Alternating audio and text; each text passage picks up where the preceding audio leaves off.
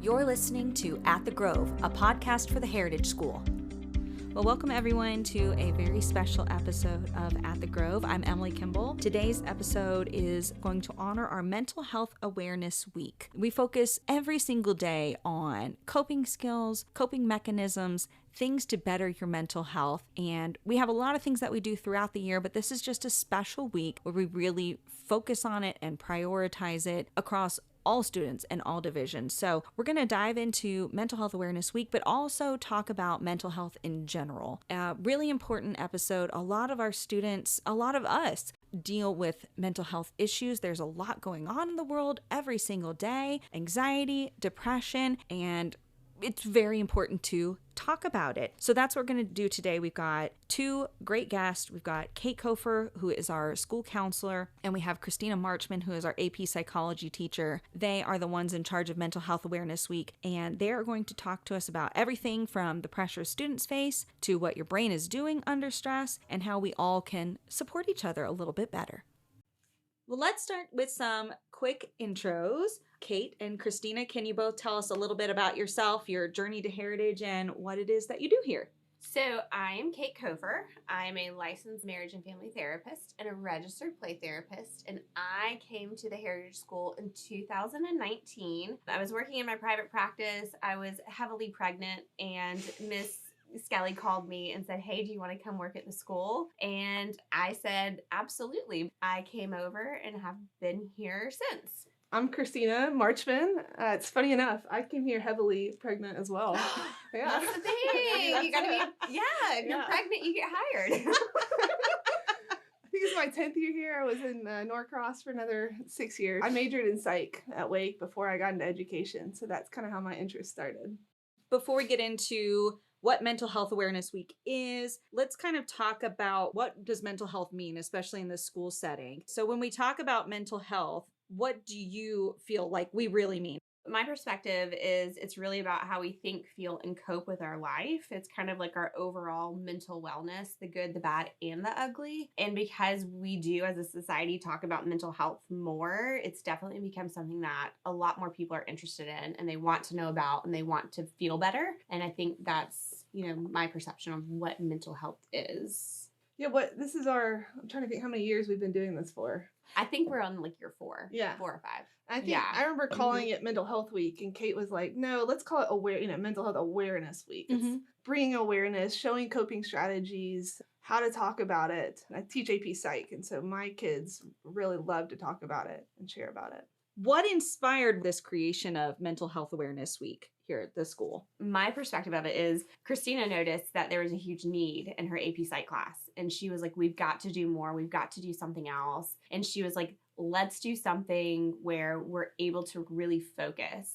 And I think it started with Mental Health Day, and then it turned into Mental Health Week. But I really think it was because of Kristina and her class and being able to have those conversations. I think, growing up is hard. We all remember that, right? That well. And add in technology now, and it's made it even harder. They're dealing with biological change on top of, cognitive change. So I think as a school, we wanted to really kind of come around them and support them. And Cate's been, obviously, the kids love Cate, want to go to see Cate. So I'll see kids age 4 to 5 all the way up. And that's great because Mental Health Awareness Week focuses on the entire school. So you've got our little ELC kids all the way up to seniors, and really focusing on mental health doesn't just start as a teenager or as an adult. It starts with learning these coping skills from a very early age. So I know those are some of the key things that we see highlighted through the week, but what other things do you all like to focus on? Beginning of our week is gratitude. How does that look like in the pre-K class and in the the kindergarten class versus how does that look in the middle and high school years? Because it'll look very different. Right. Absolutely. Right. We have speakers some days. Activities. Yeah. A way to just engage with the whole student body at their appropriate level to be able just to spark a little awareness. Because I think it's a great launching point because our lower school and ELC teachers do a phenomenal job doing social emotional learning. And so this not only reinforces that social emotional learning that they've been teaching this whole entire year, but then we continue to keep that conversation going. And I like that during the week we focus on a range of emotions, like all of them. It's like a little inside out situation. We're focusing on the happy and the sad and the gratitude and things like that. For people who may not have been here when we had Mental Health Awareness Week, can you highlight some of the fun activities that we do? The first grade giving their professional advice is one of my favorites. Yes. But there's a lot of fun things that happens during that week. Kristina and I really talked about how can we show some of these coping skills and how can we highlight some of these great things. And so I think for me, my favorite day is Thursday. It's the whole school picnic where we all eat outside because we know, research has showed us that being outside, being in sunshine, being, fresh air, that's good for our souls and are good for our bodies. So everyone gets to eat outside. We have different activities. We do have the first grade experts where they get to tell us what they're an expert in. So you can learn a whole bunch of different cool stuff. I think my favorite was a couple years ago. We had a first grader who was really good at doing a certain dance. And he got out there and he showed everybody. He really is really good at it. But then we do just different things with music. We have bubbles so people can practice deep breathing. We have the flowers that have affirmations. That's my favorite. I think every year we've started with the sidewalk chalk where it's all over the school and all the different grades can partake in that. And if that's some quotes you want to write down, if that's a sunshine you want to draw, it's a cool way to physically see it at our school happen. This is a spotlighted week, but we're definitely doing things all throughout the year. And we'll talk about all the other ways in which we focus on mental health and making sure our students are feeling okay. But can you kind of tell me, before we dive deeper into mental health and its importance, can you highlight why you think dedicating this time, why is that so important, particularly in a school environment? For me, a lot of it comes down to we increase emotional health. We build that sense of connection in the community, but we educate so we can potentially help people, but also starting the conversation can potentially save someone's life. And so being able to keep those conversations going, continuing to let go of the stigma can help somebody dramatically. Yeah, Miss Skelly has been a really big proponent of Mental Health Week too. Yeah. Having an administrator who's out there, she loves to hand out the flowers on the picnic day. She sits down with us and goes over our week. But having a school that's very supportive, the teachers love it. I think Heritage in general, because of the small classrooms and the relationships with our teachers, I think that gives us a step above for caring about mental health. Cate, so let's talk a little bit more specifically about the things that we do every day for our students. We know that these mental health challenges can show up in so many different ways throughout the school year. So in your experience, what do you see as some of the most common mental health challenges that our students are facing? So in terms of on campus, I see a lot of anxiety and depression, mood instabilities, but I also, in terms of what brings in there is the stress that they're experiencing from academics, from peers, from romantic relationships. Those get super messy. Also, some people come in with family issues and things that they're struggling with, balancing their siblings, especially if they're siblings on campus. And really transitioning into adulthood, wanting to be adults and yet not being able to be an adult because you have to wait till you're 18. Right. You can't just be an adult at 7. And so, but also just kind of helping kids through emotional regulation is a lot that I focus on and work with. We do have some kids that do have bigger experiences that we're able to kind of get them the resources they need. But here on campus, that seems to be the main things that we do. Which is great that they're learning these coping skills for the same problems they're going to face as adults. Because, anxiety, family problems, that's all the things adults deal with too. So learning now is such a great experience for when you get older and you also add bills and you also add jobs and you also add all these things that you have to navigate. And I remember Miss Jilly Reese and I were having a conversation one day, and I said, Jilly, if I had somebody who was in my corner when I went to college, I feel like I wouldn't have been as stressed as I am. Right. And I was like, so I didn't learn the skills that these kids are learning now. And so I feel like I was definitely I had the short straw, and I was like, that's why we keep showing up for kids, because we don't want them to have that same experience. Right. The things that we're learning now, yes, as adults, also learning the coping skills, right? It's hard to deep breathe while you're paying that mortgage. I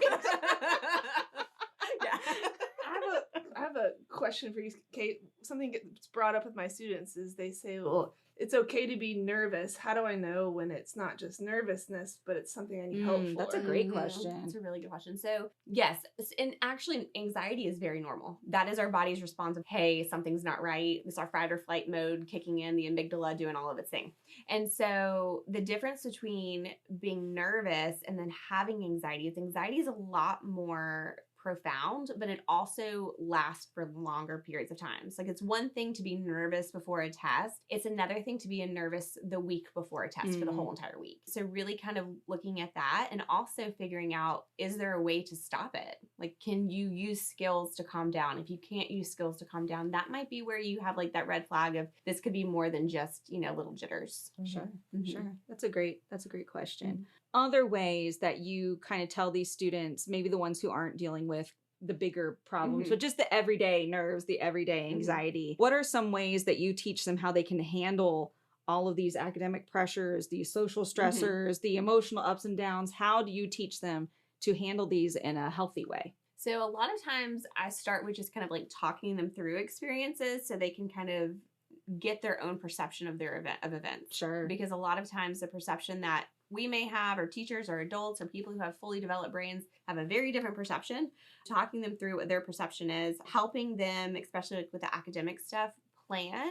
Because if you have a plan, it kind of reduces some of that stress. But that planning, the coping with like when things don't go your way or how to handle things or how to manage things, but also talking to them about reducing stressors. So making sure you're getting enough sleep, making sure you're eating balanced, reducing screen time, not just like cell phones, but TVs, all of that. So they are able to kind of refocus. And then one of the other things I kind of thought about was if you give yourself a goal, it'll increase your motivation. Because so many of our kids are in that place of like, I don't know what I want to do, so I don't feel like it's going to be important. But giving them that goal can be huge. What does that look like, though, for these little kids? Because you see the babies as well. Yeah. So what do their coping skills look like? I really focus on with like the little kids is like the basic coping skills, the muscle tension relaxation, the deep breathing, the journaling, drawing, doing those types of things, but also helping them increase their voice. And so they realize that they do have a really important voice and how to speak up for themselves, how to advocate for themselves. But also, I like teaching boundaries and when to say no and the fact that no is a complete sentence and you can do that. I have a boundary song that I sing regularly. You want to do it? I kind of want to hear it. I mean, like y'all can go to Hopscotch Kids and find out what it is.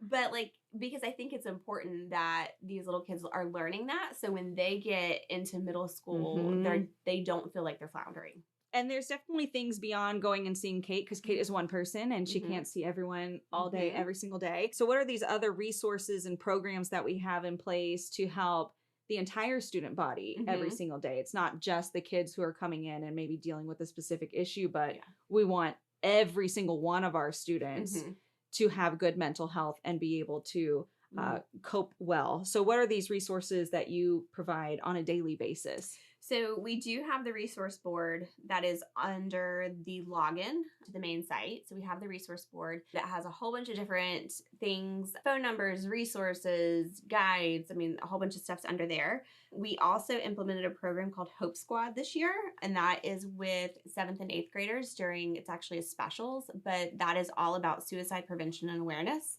We are essentially not training these kids, but we're teaching them and educating them so they are able to have conversations with peers, because a lot of times peers are going to go to their fellow peers, not to an adult. And so like if they are in some sort of mental health crisis, these kids are equipped to be able to say, hey, let me get you the resources you need without panicking or freaking out or thinking they need to keep it a secret. I also have interns. So I know a lot of these young kids love going to the interns because they're more fun and they're cool. So we have the interns, but we also have guidance lessons. And then we have our social emotional curriculum that the ELC and the lower school uses. So that's great. Yeah, that's great. And what I like too is a lot of these kids are going out with their volunteer work and service projects and things and advocating for mental health themselves. So they take what they've learned and they go out and put it in the community. You and I do the No One Walks Alone event with the kids every year, and they have a great time and they're so good with everyone. Like they are on it. They know the resources, they know the skills, Yep. So they're very passionate about it, which I think is really nice. Yeah. It creates a good support system for all of the students. Mm-hmm.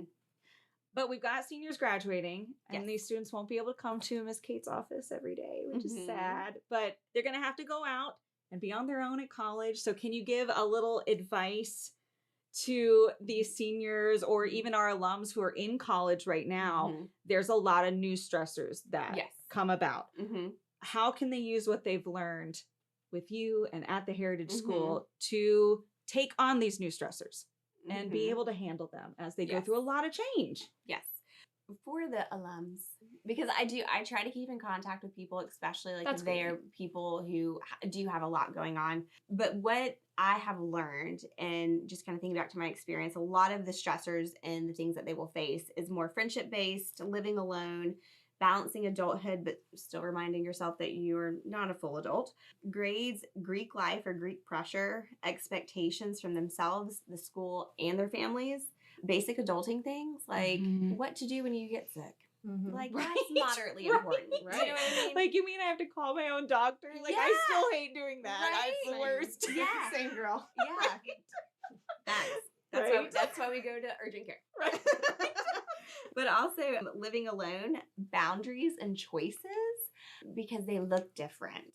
Sure. And people's boundaries tend to get a little muddled in college. And I really encourage a lot of the kids to say, go ahead and find their resource center on campus. The majority of them have mental health resources available. You just have to go ask for them. I'm also a huge proponent of like, go online, go to psychologytoday.com. If you need a counselor, you can find one in your area. And there's so many resources out there online as well as, you know, on college campuses. It's important. And that's why I do keep like my phone available for the alums who do graduate, so they can say like, Miss Kate, I'm really struggling with this. What do I do? And they still have a person who can guide them. I am not the appropriate person to like, you know, therapize them. Sure. But like I try to get them connected to someone that they can. Absolutely. It is important. Yeah. I mean, it's a lot of change. I think back to, you know, it's been forever ago, but going to college and going from a small school, I came from a small school myself and just got dropped off at Georgia State. And it was like, whoa, what am I doing here? Like a huge change. And that alone is enough of a stressor that your everyday has changed and your entire schedule has changed and where you go has changed. So it's good that they're learning these things, and it's normal. It's normal to be stressed when you go to college. It's normal to cry. It's normal to have an adjustment period. You're going to. Like, that's okay. It's normal to panic and be like, I wish I was still in high school. Like, that's absolutely completely normal. Like, to adjust to your new professors, to like, you're going to have to relearn things, and that's okay. Yes. It's okay. Miss Kelly had the idea this year to have a senior breakout day for mental health. I mean, Miss Kaylin's helped organizing that because we've had some people struggle recently. Yeah. And so I think equipping them here in that final year, but also I would push that out to parents as well and encouraging them to start giving them more responsibility and accountability and any other illities that you got. All the illities. Right? Yeah. Okay, so I think what's also great is we've got all of these resources, kids learning about mental health, but they also have an opportunity, particularly in upper school, to be on the other side of that, the science part of it, with taking AP Physics and other classes. So let's kind of switch gears a little bit and talk about mental health from the brain science perspective. Kristina, can you tell us a little bit about the AP Psych course, what you guys discuss, what you talk about, and how that connects to mental health? Yeah. It's one of our most popular electives. We start off with research because it's really science-based. That's kind of the goal. There's a lot of, we go through the nervous system, definitely take a biological route, and then we kind of branch off into the different perspectives and areas. So I think we talk about cognition and learning and social psych. And we finish the year, we're just finishing right now on mental health, talk about all the different disorders, and then we have a therapy unit. And it's really cool. I think the kids are really genuinely interested in a lot of it. Is there anything in your classes that you've seen like students get really surprised about or super interested in when it comes to mental health and the brain and all of these things? Gosh, I think every year you'll see some shocked faces. Just like, oh wait, anxiety's that prevalent or depression's that prevalent? I'm always shocked that they're shocked that it is that prevalent. Can you tell us more about what these students, you know, they're shocked about, how the prevalency, But do they get any surprise, or is there anything that they learn that they don't realize beforehand about how their brains are responding to things that they go through, like lack of sleep or being on social media all the time or the stressors? Like, what are those kind of things that they learn that might connect them to mental health or help them?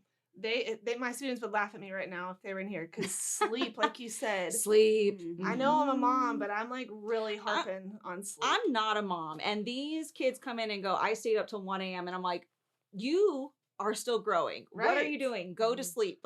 Nothing good happens after midnight. It does. No, it doesn't. No, it doesn't. But yeah, it is not only academic does it affects their physical body, and then obviously their mental health. So if they're stressed about something, it's going to amplify it like crazy. I do a challenge with them every year, and honestly, a lot of them don't take it up with me. I ask them to plug their phones in away from their bed. We try to go, I think it's a week. I swear, I think about 85% say, no, I'm not even going to take it. I'm addicted. I know it. I need it. That's what they say. I need it to sleep. And I think that's backwards and they don't understand. So I would shout out to the parents, try and push that and encourage that really that's not a healthy way to fall asleep. And it's going to take a rewiring of the brain a little bit if it truly is almost like an addiction there. Well, it's because that serotonin and dopamine release that happens. Like that's what happens. So of course it's like instant gratification. Do you think learning about all of these things and this psychology, getting a deeper dive, do you think it empowers your students that you see? Like they understand themselves, they understand others on a more like a deeper level? Yes, definitely. It's so funny. I feel like every week somebody will say, oh, I talked about psych here. I talked about this with my parents, or I mentioned this. I think empathy is a big goal of the class. Maybe something that's lacking in our society a little bit. And so I think it definitely adds that piece that's great. Missing. Yeah. And I know there's a lot of students who have come out of your class and they're studying to be counselors. So there's definitely a direct kind of pathway there, I think, from taking psych and being involved with the mental health stuff on campus and studying it. We've got a lot of next generation therapists, I think, out there who are already doing pretty good work. Right. Oh, yeah.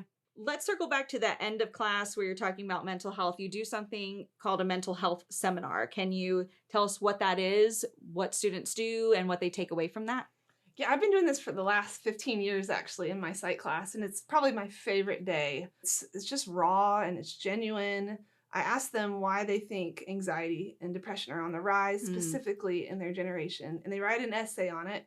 And then the second half of that is, well, what can we do? How can we fight this? And I wish you guys could all be in there every year. It's powerful to hear them talk to each other and respond to each other and challenge each other if they disagree. My takeaways, I swear, over the past so many years, number one thing they say is social media. And yet they say it's this thing they're stuck in and they can't get out of it, because if they are out of it, then they're ostracized.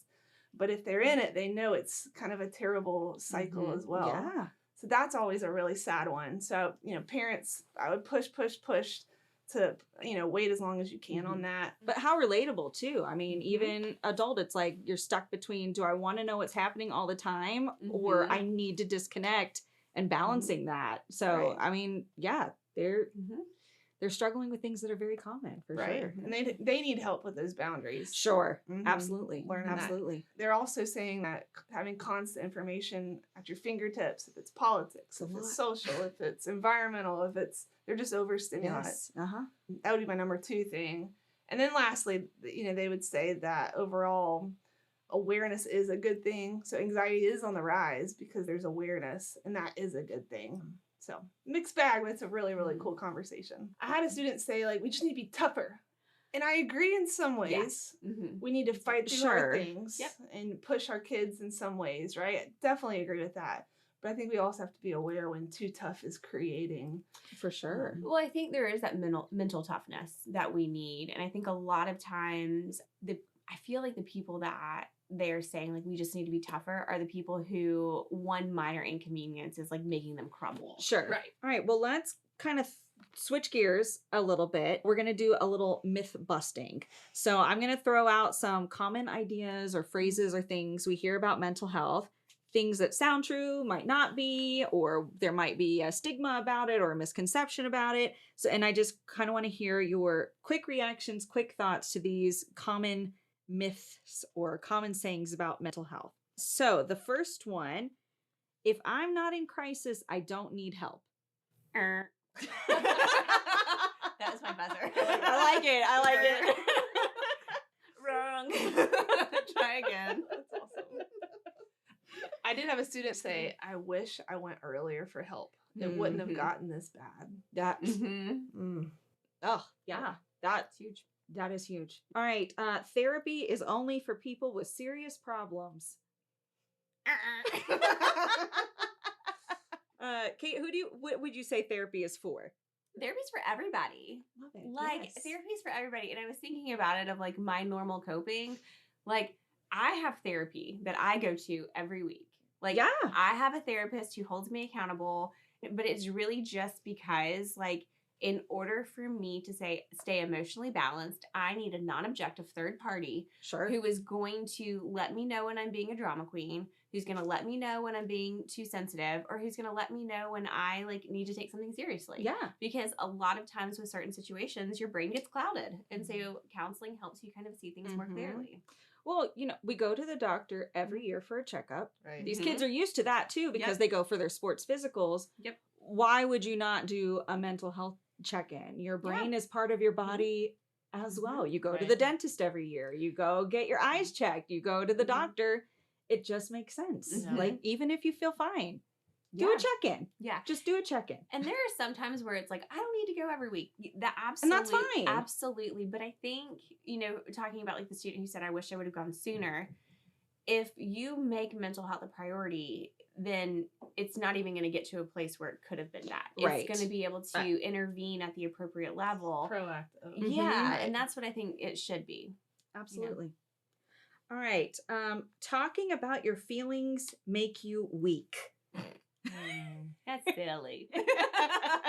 And guys can think that. It's so true. I think this is really much a boys, not all the time, but predominantly a boys myth. Well, that, and it's also cultural. There's a lot of cultures who believe, like, if you're not moving or if you're not doing something, then, like, you're weak. And so culturally, like, it can really influence too. I played soccer at Wake Forest, and if you look at like mental health struggles now with athletes, boys are struggling so much. I'm sure. And so if you do have those either gender, athletics specifically can be a really big trigger. I'm sure, because you're encouraged to, well, not everywhere, but you're in pain. Don't talk about it. Play through it. Or I don't want to look weak in front of all of my teammates and things like that. So yeah, that's a really good observation there. All right. Mental health issues only happen to adults. Let me get you a buzzer. Right? Yes. You know what? I probably need one. Yeah. That is.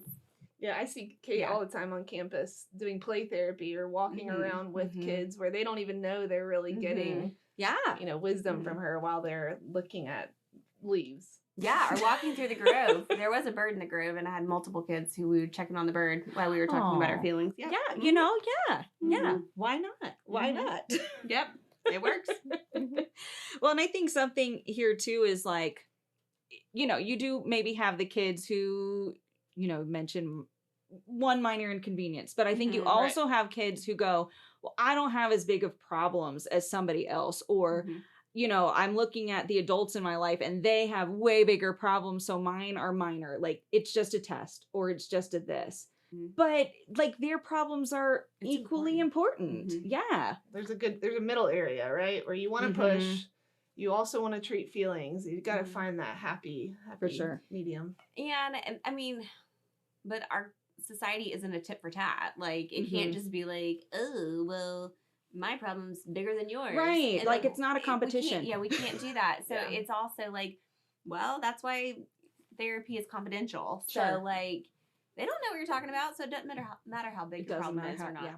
Well, thank you for clearing up some of those myths and talking about all of these resources that we have on campus. Let's kind of close up with one final message. So perhaps it's a mantra or a resource. The thing is, there's one message that you can leave students with that they should take away from this episode.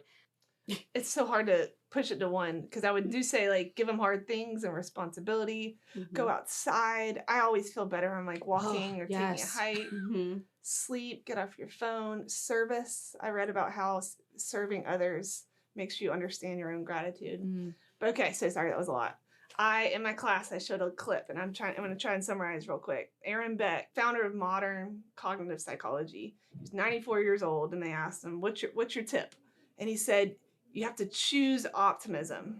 And right away, I was like, it's a little cheesy. I've seen signs like that. And he kind of kept going and said, okay, let's say you have a 90% chance of living, but you've got something that gives you a 10% chance of death. Yes, you can focus on the worrisome, right? And it sounds naive, focus on the positive, but you really, where do you want to live your life? Do you want to live in the optimistic things? Not saying that those negatives don't come in, but he said it's a constant focus, and you have to put reminders places, choose optimism. Because I think I tend to go realistic / pessimistic at times. Sure. I mean, there's a lot going on, you know, but I think that's great. Find the beauty in the small things and focus on that. Yeah. And I know, like, my own personal mantra is work hard and be kind to people, because I think that's, you know, what we should be doing. Absolutely. But also, I mean, really kind of taking time for yourself. I am somebody who really enjoys baking, but like baking calms me because there is some sort of ritual and control, and like, you know what you're getting. I love reading, and I really just kind of like making humor, because I feel like humor goes a long way. Laughing makes you open up your lungs. It gets air to your brain. It kind of does all of that.